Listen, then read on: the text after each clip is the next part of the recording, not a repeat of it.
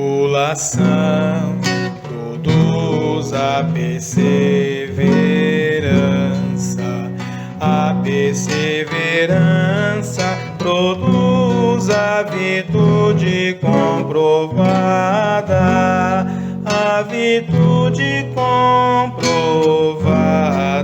produz a esperança. A esperança não decepciona. A esperança não decepciona. A esperança não decepciona. Pelo Espírito de Deus que nos foi dado.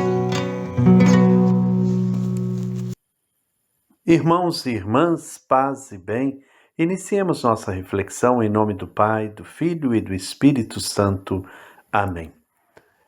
Hoje, dando prosseguimento às nossas reflexões sobre a Carta de São Paulo aos Romanos, neste tempo em que nos preparamos para o mês da Bíblia, o mês de setembro, onde estaremos refletindo à luz do tema Esperança não decepciona, neste ano jubilar, ano da esperança.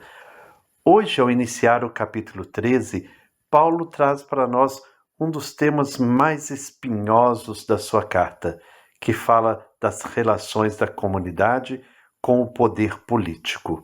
Então, que nós possamos hoje refletir, buscar cada vez mais luzes para a nossa vida, que vivemos momentos tão difíceis, onde o extremismo político, onde a radicalidade tem feito as pessoas de fato perderem a noção da verdadeira política, de como a política é uma maneira sagrada de se fazer caridade. Como dizia o Papa Francisco, uma das privilegiadas maneiras de fazer caridade é a política, quando é a política do bem comum.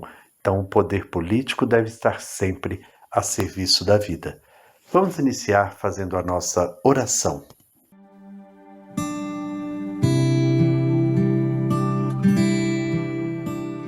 Pai que estais nos céus, neste ano jubilar em que somos chamados a ser peregrinos de esperança, colocamo-nos a meditar a carta de São Paulo aos Romanos, certos de que a esperança não decepciona, quando alimentada pela fé em vosso Filho Jesus, pedimos que a vossa graça nos transforme em cultivadores diligentes das sementes do Evangelho, que fermentem a humanidade e o cosmo, na esperança confiante dos novos céus e da nova terra, quando vencidas as potências do mal, se manifestar para sempre a tua glória.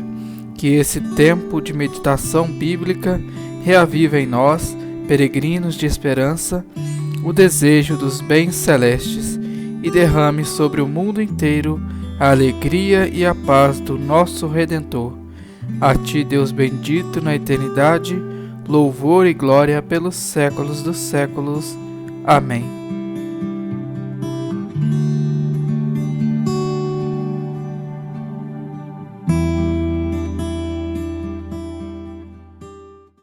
O texto que hoje vamos refletir, capítulo 13, versículos 1 a 7. Vamos então ouvi-lo com atenção. Quem irá proclamar para nós será o Mateus, irmão aqui da nossa fraternidade dos franciscanos de Santa Maria dos Anjos. Ouçamos.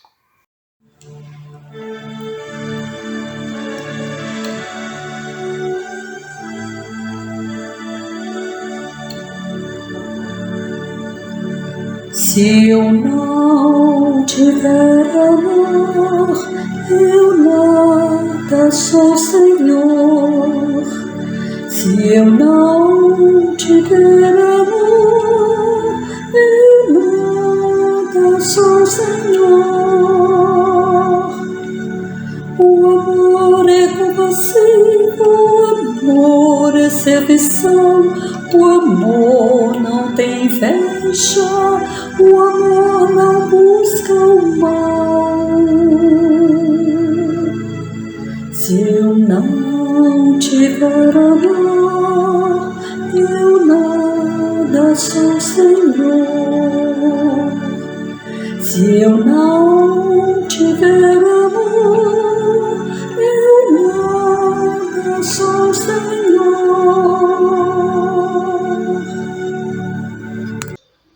Submetam-se todos às autoridades constituídas, pois não há autoridade que não venha de Deus. E as que existem foram instituídas por Deus. Quem se opõe à autoridade se opõe à ordem estabelecida por Deus.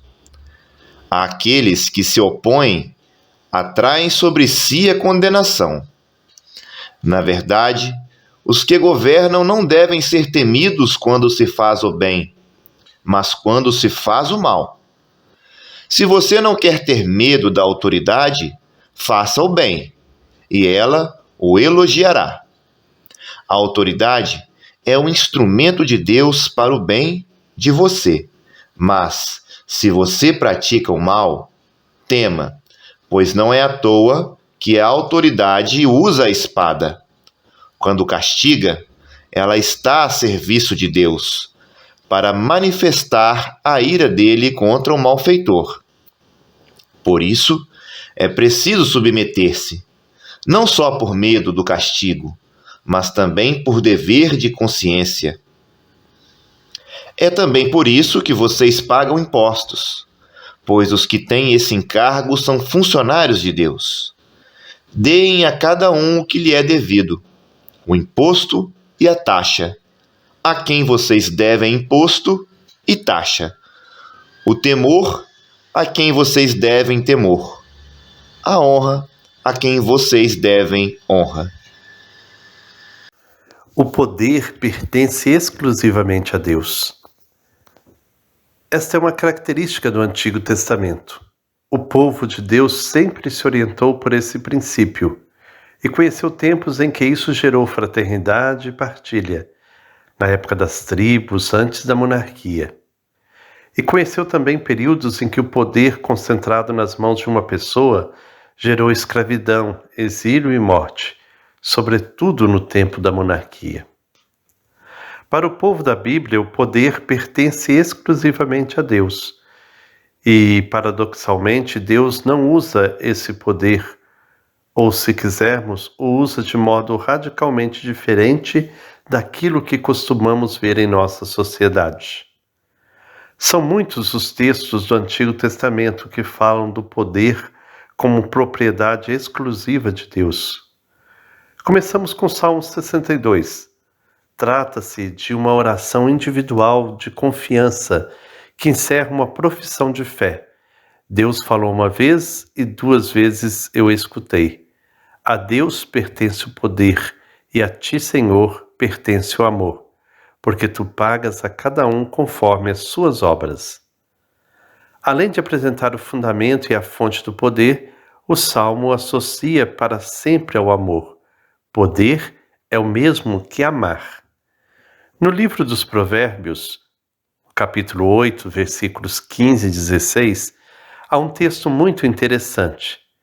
A sabedoria, que oferece todas as qualidades que Isaías, no capítulo 11, atribui ao rei Messias, diz: é através de mim que os reis governam, e os príncipes decretam leis justas. Através de mim, os chefes governam e os nobres dão sentenças justas. A sabedoria é nos livros sapienciais o mais precioso atributo de Deus. E traduzindo a linguagem nossa, sabedoria é o sentido da vida que Deus pôs em todas as suas criaturas. Ao afirmar que reis, príncipes, chefes e nobres agem através da sabedoria, o livro dos Provérbios coloca o princípio da função da autoridade, governar para que haja justiça. Parece ser este o critério da legitimidade ou da ilegitimidade da autoridade política. É legítima se está a serviço da justiça, é ilegítima se está a serviço da injustiça. O livro da sabedoria torna isso mais claro, fazendo-se passar por Salomão, considerado rei sábio. o autor se dirige aos governantes e diz: o poder de vocês vem do Senhor, e o domínio vem do Altíssimo. Ele examinará as obras que vocês praticam e sondará as intenções que vocês têm. No entanto, apesar de serem ministros do reino dele, vocês não julgaram com retidão, não observaram a lei, nem procederam conforme a vontade de Deus. Por isso ele cairá sobre vocês de modo repentino e terrível, porque um julgamento implacável se realiza contra aqueles que ocupam altos cargos. Os pequenos serão perdoados com misericórdia, mas os poderosos serão examinados com rigor. Sendo o livro da sabedoria o filho caçula do Antigo Testamento, ele faz uma crítica severa aos que detiveram poder ao longo da história do povo de Deus. Eles não julgaram com retidão. Aliás, é bom recordar a função da autoridade política, no caso do rei em Israel: defender o povo das agressões internacionais, a política externa, promover a harmonia que vem da justiça dentro do país, uma política interna. Os detentores do poder no Antigo Testamento não foram capazes disso. O Novo Testamento também segue a trilha do Antigo. Basta recordar as palavras de Jesus no diálogo com Pilatos. Elas resumem tudo que o Antigo Testamento afirma a respeito desse tema.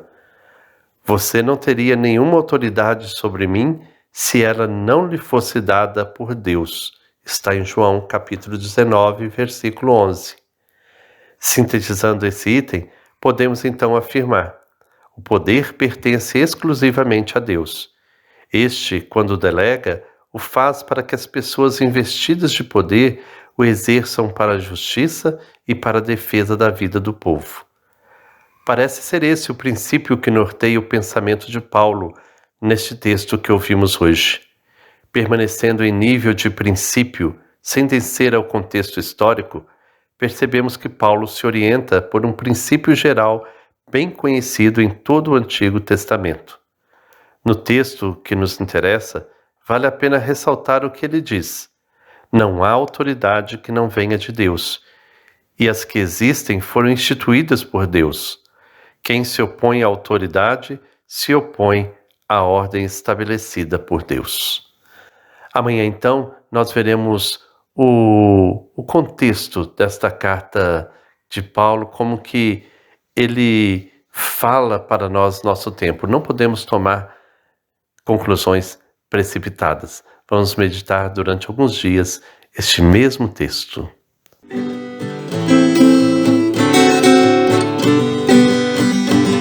Senhor, como vive este povo sofredor, lutando para afirmar o seu valor. Senhor, como vive este povo sofredor, tem gente que ainda aumenta a sua dor. Quem devia socorrer enriqueceu, quem devia ajudar o explorou, Quem devia anunciar emudeceu, quem devia transportar o deportou. Senhor, como vive este povo sofredor, lutando para afirmar o seu valor. Senhor, como vive este povo sofredor, tem gente que ainda aumenta a sua dor. Quem devia denunciar endureceu, quem devia governar se aproveitou, Quem devia reclamar se omitiu, quem devia programar improvisou. Senhor, como vive este povo sofredor, lutando para afirmar o seu valor. Senhor, como vive este povo sofredor, que ainda aumenta a sua dor. Bom dia, Frei Gilberto, bom dia, Eliane, bom dia, comunidade de fé, paz e bem. Mais uma vez, esse momento que a gente está junto aqui, né, Frei Gilberto, fazendo essa catequese, aprendendo junto. E a narrativa de Paulo faz a gente olhar para a sociedade de hoje e fazer a seguinte pergunta: será que os governantes desses tempos também não parecem com aquele tempo? Nós estamos vivendo um tempo muito difícil e sombrio, em pessoas que estão no governo, que faz apologia à violência, ao ódio, à tortura. E a proposta do Evangelho, anunciada por Paulo, é completamente diferente. Paulo traz a narrativa do amor, da solidariedade e da partilha. Por isso que esse momento aqui é um momento importante para a gente aprender junto e cada vez mais ser fiel ao projeto de Deus. Senhor, como vive este povo sofredor, lutando para afirmar o seu valor. Senhor, como vive este povo sofredor, tem gente que ainda aumenta a sua dor. Assim chegamos ao final desta reflexão. Que o Senhor nos inspire cada vez mais à prática do amor e da justiça, reconhecendo que todo poder pertence exclusivamente a Deus. E se o poder vem de Deus, ele deve ser exercido em função do reino, para o bem comum, para que todas as pessoas vivam com dignidade. Esse é o sonho e o desejo de Deus. Então, todo poder que verdadeiramente é poder, vem de Deus. Que Ele nos abençoe. Em nome do Pai, do Filho e do Espírito Santo. Amém. Paz e bem.